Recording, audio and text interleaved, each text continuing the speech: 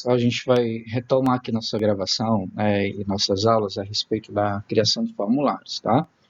E lembrando que na última aula a gente viu sobre a criação das nossas pastas, a criação dos nossos formulários, né?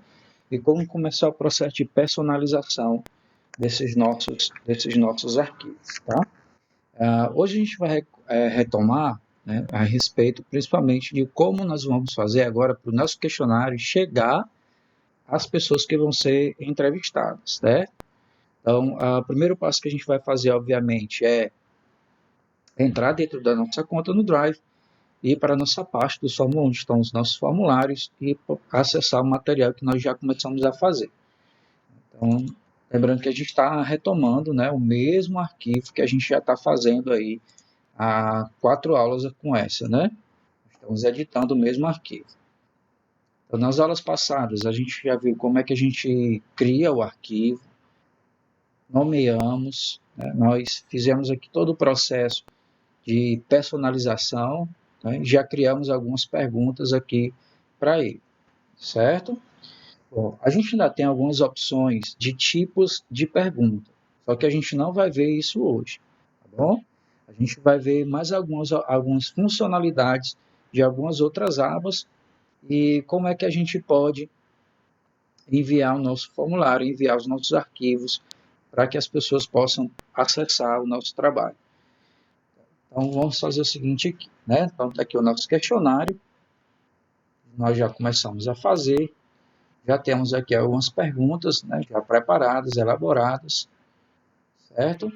Lembrando que todas as perguntas que nós fazemos, é sempre importante você numerar, né, se for possível, você está sempre numerando, né, os seus arquivos, e você pode selecionar aqui depois, né, na nossa caixa lateral, que tipo de pergunta vai ser, certo?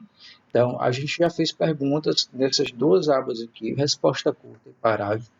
A gente já fez aqui, você já viu alguns modelos sobre múltipla escolha, caixa de seleção e lista suspensa, né?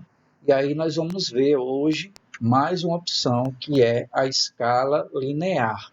Para que serve a função da escala linear? A escala linear é uma escala, né, que pode ir de 1 a 10. Essa escala ela serve para que você possa colocar, né, para o seu entrevistado, dar um parâmetro de avaliação, certo? Tipo um teste de qualidade, principalmente se a sua pergunta for relacionada à qualidade de alguma coisa, ou o quanto ele gosta, o quanto ele tem interesse em alguma coisa daquele tipo. Então, você pode colocar a escala linear. Você poderia fazer uma questão de múltipla escolha para a pessoa ir lá, por exemplo, você colocar um número de 0 a 10 para fazer? Poderia, né? Teria o mesmo efeito. A questão aqui, gente, é como vai ser apresentado o resultado final. Por que é importante você fazer cada uma dessas aqui? Porque quando chegar lá no final, tudo que você faz dentro do Google Formulários, ele vai juntar, vai formar um banco de dados e vai te apresentar esses dados em forma de tabelas ou em forma de gráficos. E aí ele vai fazer tabelas, gráficos de barra, gráficos de pizza, para depender de cada um dos tipos de pergunta que você for realizar. Então, para fazer uma avaliação de uma nota de 1 a 10 dentro de uma questão de múltipla escolha, não vai te dar uma informação muito precisa na hora que ele for gerar os dados, certo? Então, essa é a única questão pela qual eu não aconselho você fazer esse tipo de pergunta, né? Fazer uma avaliação para que a pessoa dê uma nota e fazer como tipo de múltipla escolha. A melhor forma é fazer uma escala linear. Então, vamos demonstrar aqui como é que funciona, tá? Nós já temos aqui 8 perguntas, todas elas de caráter obrigatório, né? Então, nós vamos adicionar a pergunta número 9. A gente vai fechar esse questionário com 10 questões, tá? Só para dar um exemplo. Então, a gente vai fazer agora a questão número 9. Lembrando que a gente vem aqui, né, no botãozinho do mais. Deixa eu carregar minha janelinha para cá. Botãozinho do mais, questão número 9. E aí nós podemos colocar, ó, qual a sua avaliação da qualidade dos produtos servidos na merenda escolar, certo? Então, eu coloquei aqui, né? Aí você vai ver que em algumas outras ocasiões anteriormente, ele automaticamente mudou, né, a nossa pergunta aqui, mas ele não mudou dessa vez. Nós vamos colocar aqui a escala linear. Pronto. Aí aqui, ó, quando você coloca a primeira vez, geralmente ele vai aparecer essa opção aqui, de 1 a 5, né, esse parâmetro de 1 até 5. É obrigatório você deixar? Não, né? Por isso você pode alterar. Aí como é que eu vou fazer para alterar? Você vai vir aqui, ó, no número 1, por exemplo, você pode dizer que em vez do 1, pode começar no 0, que eu não te aconselho também, certo?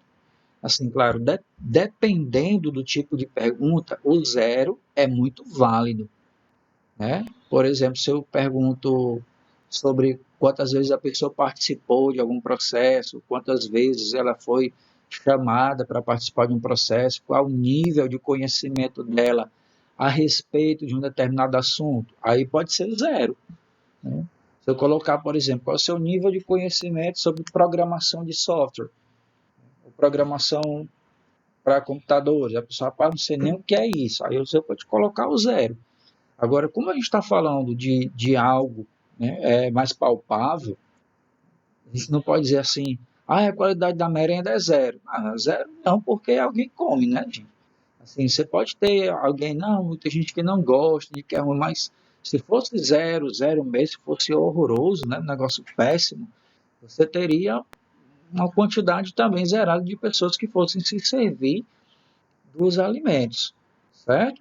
Então, eu lhe aconselho, né, nesse caso, a colocar pelo menos um. Dizendo, aqui eu estou dando sugestões, certo?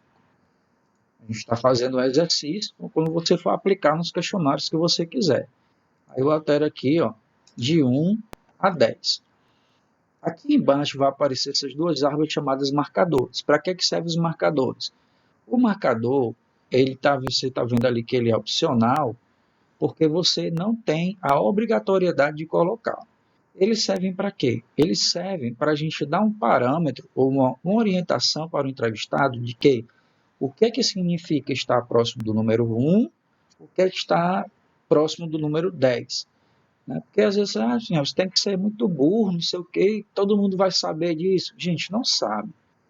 Tá? Então, nem todo mundo que vai responder o seu questionário, ele vai entender sua linha de pensamento, não. Então, e não é porque você, então quer dizer que eu tenho que fazer um questionário, estou chamando a pessoa de estúpida? Não. Mas é muito bom você deixar bem claro, né, sempre para a pessoa que está fazendo o seu questionário sobre o que, é que você está querendo tratar. Então, no caso número 1, não é que seja uma coisa em primeiro lugar, né? O cara pode, de repente, ter essa interpretação, né?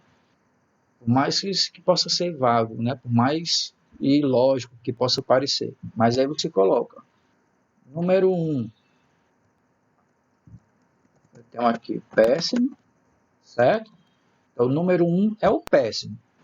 Então, a pessoa já sabe que quanto mais próximo do 1, pior a qualidade. Até 10, que é a nota maior. Então, eu vou colocar aqui o excelente. Colocamos obrigatório. Ok? E aí nós vamos fazer mais uma questão agora sobre escala linear também. Vamos fazer mais uma pergunta.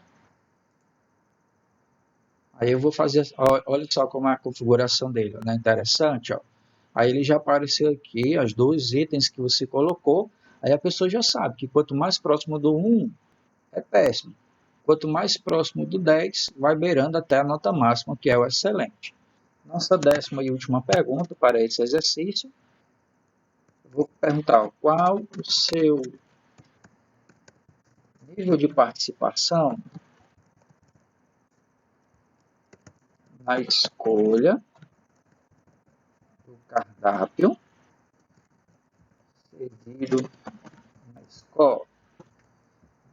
Aqui só supondo, né, uma suposição de que a escola faça uma pergunta, né, para os alunos sobre a qualidade da merenda, sobre o que vai ser servido, se eles estão gostando, quais são as frutas que eles mais gostam, mais rejeitam, tá? Então, vamos supor que a sua escola faz esse tipo de pergunta. Aí é óbvio, se a tua escola, se você já sabe, né, numa entrevista, né, eu estou falando aqui sobre a merenda escolar, se eu já sei que a minha escola não faz esse tipo de trabalho, aí não faz sentido, né, eu colocar uma pergunta dessa porque eu sei que não existe, né, a pessoa vai inventar qualquer dado.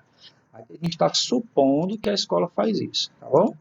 Então, escala linear, aí agora sim, eu posso colocar zero, pode ser nenhuma, até o nível 10. No caso aqui, né, seria interessante você colocar, né, de um nível de 10 pontos, né, no caso assim, de 0 a 9 e tal, né, mas aí fica a seu critério. Vou colocar o 0 a 10, que seria o máximo. Então, o meu nível de participação. No caso aqui, nem caberia colocar um marcador, né, já que estou falando a respeito de um nível. Se você quiser, é só colocar de novo. Vou repetir aqui, mas você pode colocar aí o que fica a seu critério, tá? Só para a gente ver como é que funciona o marcador. Eu vou colocar aqui que é um item obrigatório, ok? Vamos ver como é que fica? Então, vamos lá, né, para a gente verificar como é que o formulário ficou. A gente vê lá no olho. E aí está aqui o nosso questionário, já está prontinho. As nossas perguntas de resposta curta, múltipla escolha, respostas de parágrafo, a lista suspensa que nós fizemos nas aulas anteriores, né? Se você perdeu, não adianta você pegar dessa quarta aula, vai ter que voltar nos vídeos anteriores para entender o que é que a gente fez aqui. Ok?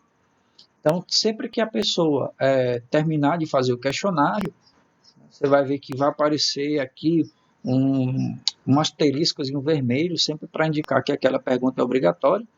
A pessoa terminou, né? Porque o que é que vai acontecer? Ó? Se eu marcar aqui e coloquei alguma questão como obrigatório, mandar enviar, ele vai aparecer exatamente isso aqui, ó, vai ficar em vermelho, vai dizer que tem a estrelinha lá representando que é obrigatório, e vai ficar de vermelho as perguntas que não foram respondidas. É isso que acontece quando você coloca a aba obrigatória e a pessoa deixa em branco. Vamos voltar lá, sair. Pronto. Professor, e agora eu fiz o questionário, quero mandar para as pessoas. Agora nós vamos fazer o processo de envio. Tá? Você já vai ver que bem aqui em cima tem um botão bem grande, né? Bem destacado, geralmente aqui em Milás, com o nome enviar, certo? Então, quando você clicar aqui, ele vai perguntar, né? Ele vai perguntar se você quer coletar, perdão, automaticamente o endereço de e-mail das pessoas.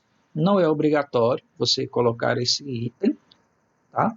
A não ser que você esteja fazendo uma prova, né? Seja um teste, que a gente vai ver mais à frente como é que faz isso aqui dentro do Google Formulários, certo? Aí você pode enviar via e-mail. No caso, para enviar por e-mail, é claro, você precisa ter o endereço de e-mail das pessoas para quem você vai enviar, beleza? Então, tem um e-mail, é só digitar aqui, tá? O endereço, né? Você pode colar lá, fulano de tal, arroba gmail.com.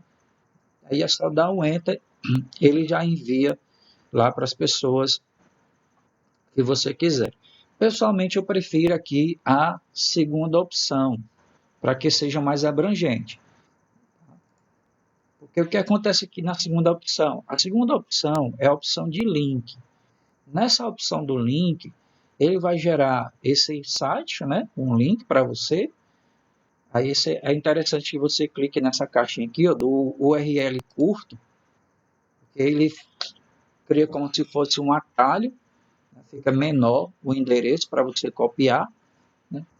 E aí você só vem aqui, ó, copiar,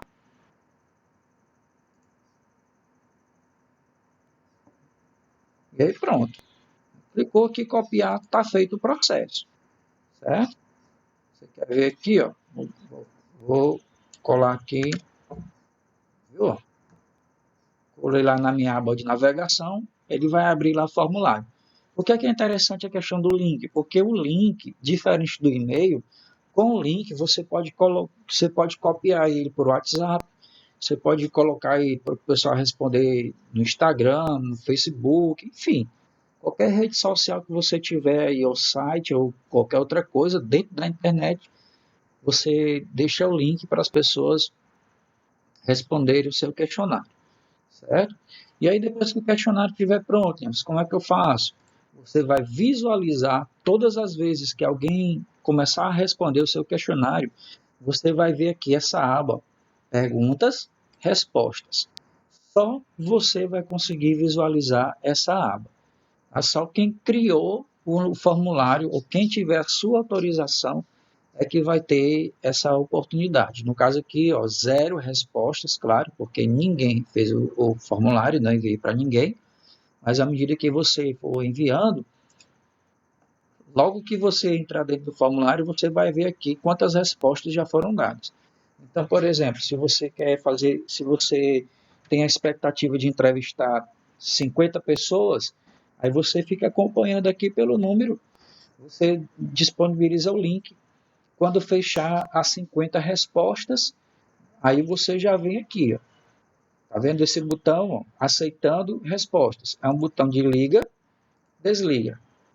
Tá? Então, fechou o número que eu quero, 50 perguntas, 50 pessoas responderam, aí eu venho aqui, desligo, pronto, e aí vai aparecer essa mensagem aqui para as pessoas. Ó. Este formulário não aceita mais respostas. Isso aqui é editável. Tá? Essa aqui é uma mensagem automática que o Google já faz. Se você quiser você mesmo digitar a, a mensagem, né? Tipo, você colocar obrigado, a pesquisa já finalizou. Então fica a seu critério criar aí o item da mensagem, né? Que vai aparecer para o pessoal, tá bom?